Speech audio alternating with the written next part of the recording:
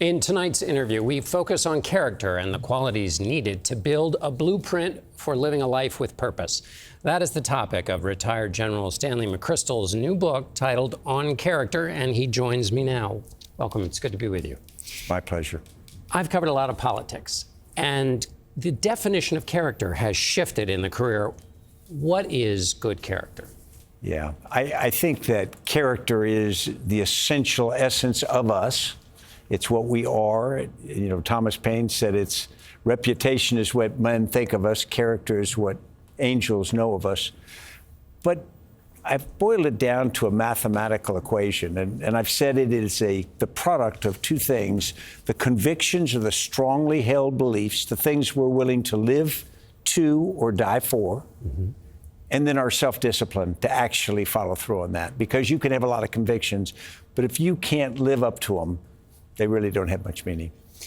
Where does the moral component come in? Because I could have convictions to amass power, get leverage over other people.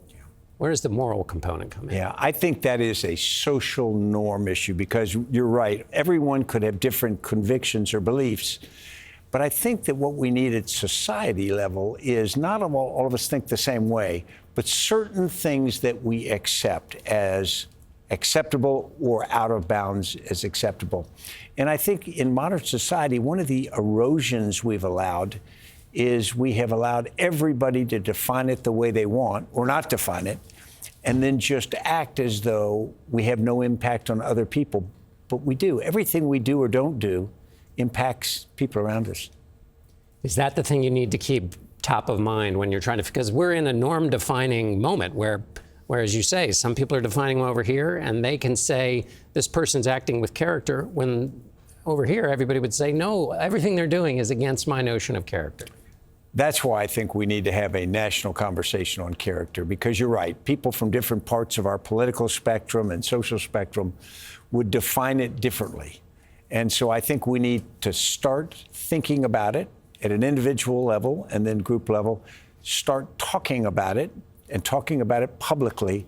And then when we've done that, we need to demand it. And that means we need to stop giving our money or our votes or our likes on social media to people who aren't worthy of it. We need to hold people to some level of account. This is a personal book. You talk about character as a destination for a life. Give me your sense of your journey as you came to understand character as you were putting this book together. Yeah. I had great parents, and so I had good examples. And then I had a career in the military in which they talk a lot about values and character, duty, honor country at West Point. And then you, of course, focus on your career, and character is in the background, and I think it's shaped positively. But only after retirement, really after my resignation in 2010, when I had sort of the cataclysmic moment when I had to rethink who I was, did I start maybe becoming more philosophical about it. And as I had faced failure, then I started to think, well, who am I and who do I want to be? Who can I be? And I went back to the philosophers, which I had been schooled on but never really paid attention to, and started reading more about them. And just thinking about, what do I want my place in the world to be? How do I want to impact other people? I used to make my students at Yale write their obituary.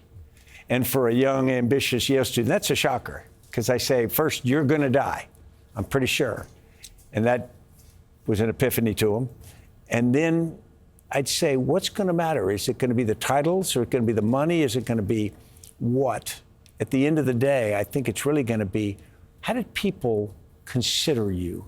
Did they want John Dickerson in the room when times were tough or not? And I think that's the measure that I think of now. How am I to other people who might need me? You faced an experience 15 years ago when you resigned. Your life and its trajectory took a sharp drop. One of the tests of character is being able to come back from or carry on from a moment like that. Can you talk about that moment as a turning point with respect to character and what you learned about it? I think we need to be open with people. You were the first journalist who reached out to me afterward and came completely off the record, not anything to do with reporting. And we sat down in those really first days after my resignation had been accepted by the president. And to give people a context, I'd been in the Army for 34 years as an officer, 4 years before that at West Point. And before that, I'd been an Army child. I'd been born in an Army hospital. So everything about my 55 years of life had been wrapped up around the Army. If you'd asked me to define myself, I'd have said soldier. And then suddenly, the moment my resignation was accepted, I didn't think that that was valid anymore. I didn't think that my identity was something I had a right to. And my wife had been an Army brat. We'd been together 33 years at that point. So she had bet everything on me and lived that. And so suddenly, I think I felt adrift. As I described to you, and you were kind enough to say I didn't seem it, in the moment I felt almost disoriented. Mm-hmm. And I think a lot of people face moments like that where you don't have any idea what the forward direction is, because when you're in the Army, you don't think about life after the Army. Mm-hmm. And so I was fortunate enough to have a wife who, you know, the day I resigned, I described this to people. I came back from the White House and I got to our quarters, and I'd been deployed for a year. So I'd flown all night to get back to Washington, D.C. I come to her and I tell her the president's accepted my resignation, and she says, good. We've always been happy and we'll always be happy. And in that moment, we started moving forward. Now, it's not that moment when suddenly soft music plays in the background and it gets easy. There were months, if not years, when I would feel, every time I went in a room and dealt with somebody, I thought that they were thinking Rolling Stone magazine, mm-hmm. or disgraced general, or whatever version in my darkest moments they would do. But pretty soon I realized a couple of things. First is most people weren't thinking that. And second, most people weren't thinking about my problem anyway. After about 48 hours, you realize that they've moved on. Yeah. And I would worry about what people thought, and then pretty soon they'd go, well, you were in the... Great. Yeah. So you get the opportunity to chart a new course. And so what I decided to do was something different from the military, not because I don't value or love the military, but because I was given a chance in another chapter of my life to do something entirely different, and chose that, and it's been really great. If you could send a text from the future to yourself after you come back from the White House on that day, what would you say in it? Well, that's a great thing. Probably this too shall pass, because in the moment, I didn't know that. I'm not sure that I felt that, and I related to you personally. I had some pretty dark thoughts because I just didn't think there was a future. And now I'm often asked to talk to people who leave the service under difficult conditions. I'm not sure whether that's, you know, a good thing or a bad thing. They sent him to me and they said, send him to Stan, you know, he survived. I think the key thing is to look forward. Don't try to relitigate the past. One, people don't care, and it leaves you unable to move forward. Mm-hmm.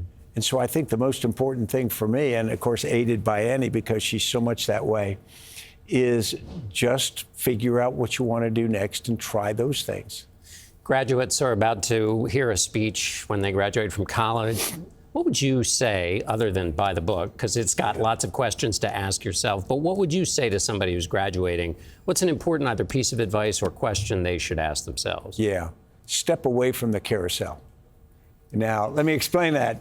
I love this. You know, if you fly, you'll go pick up your baggage, and there's always this group of people who are right up to the carousel at the baggage claim, and you can't see to see if your bag's coming. You can't get by them. And, you know, it's funny because they think they'll get their bag first, but the person down below loading bags onto the carousel doesn't know where they are, doesn't care. But the reason I say step away is because those people aren't being intentionally evil. They're being casually, thoughtlessly selfish. And if you stop and think about yourself and you say, how often am I casually, thoughtfully, or thoughtlessly selfish, you can do a lot of forcing yourself to be a little bit more empathetic, a little bit more of a team player, not just to your family, but to people who are anonymous to you. That you'll never see those people from the baggage carousel again. There's a line in the book where you say the pressure to remain quiet should not override our values. Yeah. What does that mean? We're in an era now where there is particular pressure on people at every level, but particularly leaders, to stay quiet. There's political pressure. There's a sort of mob rule on social media that will pile on people if they take a position that they don't agree with. And so you see university presidents, you see business leaders, you see celebrities. Whenever they get their head too high, everybody just goes after them. And so what they do is they start to rationalize that it's better for me to stay quiet. I owe it to my shareholders. I owe it to my students. I owe it to whoever. And unfortunately, in many cases, what they've decided to do by remaining quiet is signaling unintentionally agreement or acquiescence to the thing that is being pushed or said. And the problem is, I think it's Edmund Burke who's credited with saying all evil needs to do to win is to have good men do nothing. I think that we as leaders in society, and we as everybody in society, we have a responsibility. And sometimes that takes courage. Mm-hmm. Sometimes it means we will go down. We will be the person standing there. You remember the 1989, the single Chinese citizen standing in front of the tank in Tiananmen Square? Sometimes we got to be the guy in front of the tank. But it's hard. It's easy to say. It's hard to do. A lot of those things you named, those pressures, people are going to hear that and say, well, a lot of those pressures are coming from the President of the United States, Donald Trump. What's your view of his role with respect to character, the title of your book? I think the president has a responsibility, an expectation to be a character exemplar for the United States. Is he? I think he falls short of that.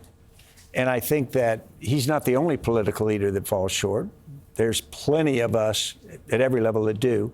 But I think he particularly has an incredible opportunity to inspire, to teach, to do all of the things about being an American, being a leader, being a patriot, any number of monikers we want to put on him.